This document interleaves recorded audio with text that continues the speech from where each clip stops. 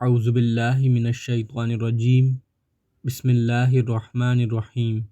Islamic دعا official کے ہمارے پیارے بھائیوں اور ہماری بہنوں، السلام علیکم ورحمۃ اللہ وبرکاتہ۔ امید کرتا ہوں آپ لوگ خیریت سے ہوں گے۔ ہماری دعا ہے اللہ پاک آپ کو ہمیشہ خیر و عافیت سے رکھے۔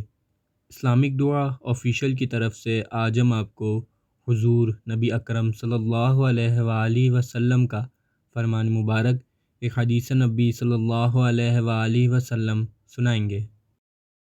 حضرت ابو درداء رضی اللہ تعالی عنہ فرماتے ہیں کہ میں نے حضور نبی اکرم صلی اللہ علیہ وآلہ وسلم کو فرماتے ہوئے سنا، جو آدمی طلب علم میں کسی راستے پر چلتا ہے تو اللہ تعالیٰ اسے جنت کے راستے پر چلا دیتا ہے، اور بے شک فرشتے طالب علم کی رضا کے حصول کے لیے اس کے پاؤں تلے اپنے پر بچھاتے ہیں، اور عالم کے لیے زمین و آسمان کی ہر چیز یہاں تک کہ پانی میں مچھلیاں بھی مغفرت طلب کرتی ہیں، اور عابد پر عالم کی فضیلت ایسے ہی ہے جیسے 14ویں رات کے چاند کی فضیلت تمام ستاروں پر ہے، اور بے شک علماء انبیاء کرام علیہم السلام کے وارث ہیں۔